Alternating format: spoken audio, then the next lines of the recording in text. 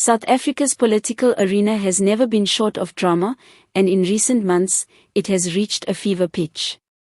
At the center of it all stands Julius Malema, the fiery leader of the Economic Freedom Fighters, EFF, whose political maneuvers have once again shaken the foundation of the ruling African National Congress, ANC. What many thought would be another round of noise and grandstanding has instead unfolded into what analysts are already calling Malema's final strike, a decisive series of moves that left President Cyril Ramaphosa cornered, weakened, and scrambling for survival. For years, Malema has positioned himself as a relentless critic of the ANC leadership, never missing an opportunity to cast doubt on Ramaphosa's ability to govern. But his latest offensive was not just about rhetoric, it was a carefully orchestrated strategy that combined grassroots mobilization, parliamentary ambushes, and tactical alliances across opposition parties. At the heart of Malema's strike was his ability to transform public frustration into political capital. Rising unemployment, crippling power outages, corruption scandals, and the ANC's internal divisions created fertile ground for Malema to sharpen his blade. The breaking point came when Malema called for nationwide shutdowns earlier this year. While critics initially dismissed the move as disruptive and reckless, the scale of participation shocked even seasoned observers.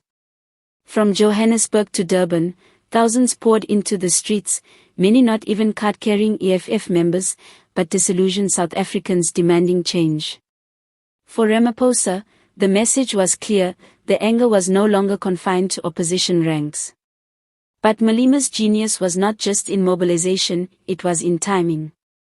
With the ANC already battling internal fractures over corruption allegations and factional rivalries, Malema seized the opportunity to paint Ramaphosa as weak and indecisive.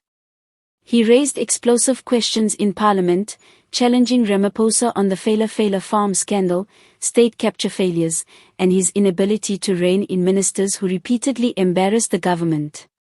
Each time, Ramaphosa's answers seemed evasive, feeding Malema's narrative that the president was a man trapped by the very system he vowed to reform.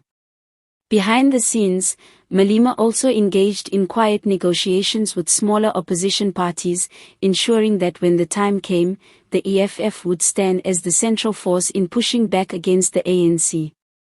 Whether it was motions of no confidence, legislative blocks, or committee battles, Malema demonstrated that he could turn parliamentary procedures into powerful weapons. His confrontational style, often criticized as aggressive, suddenly looked like calculated leadership when contrasted with Ramaphosa's slow and cautious approach. Political analysts argue that Malema has achieved something rare in South African politics: he has managed to dictate the terms of national debate. Instead of reacting to ANC policies, Ramaphosa's administration now finds itself constantly on the defensive, responding to Malema's accusations and initiatives. In a country where perception is often as important as policy, this shift represents a major victory for the EFF leader. Of course, Malema is not without his controversies: his radical proposals for land expropriation without compensation, nationalization of key industries, and uncompromising attacks on political opponents continue to spark both fear and admiration. Yet, whether loved or hated, he has undeniably positioned himself as the one leader capable of striking at the ANC's Achilles heel. For Ramaphosa, the stakes could not be higher. His presidency, once hailed as a new dawn, is increasingly defined by stagnation and missed opportunities. Malema, on the other hand, has turned disruption into strategy, noise into influence, and anger into momentum.